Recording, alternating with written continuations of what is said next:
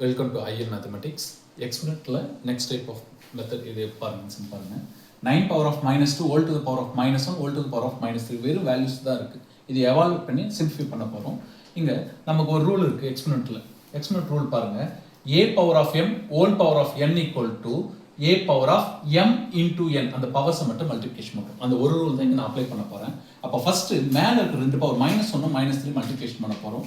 Equal to 9 power of -2 whole to the power of -1 into -3 m into n.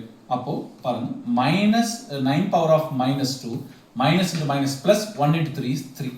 Again we have to apply the same rule. பாருங்க 9 power of -2 into 3 equal to 9 power of -2 into -3 is -6. Okay, இப்போ நமக்கு full and full evaluate பண்ணணுங்க. 9 power of -6 அப்படியே விட்டு நமக்கு answers கிடையாது. அப்போ இது இன்னும் சிம்பிளிஃபை பண்ணும்போது 9 we can write as 3 square whole to the power of -6. ஓகேவா? 3 to the power of 2 whole power of -6. Again இந்த ரூலை ஃபாலோ பண்ணும்போது equal to 3 power of 2 into -6 is -12. எப்பவுமே எக்ஸ்பெரிமெண்ட்ல கடைசி ரூல் வந்து நமக்கு ஆன்சர்ஸ் வந்து நெகட்டிவ்ல காட்டக்கூடாது. அப்போ நெகட்டிவ்ல இருக்கிறப்போ நமக்கு வேல்யூ நமக்கு தெரியும். a power of -m equal to 1 by a power of m.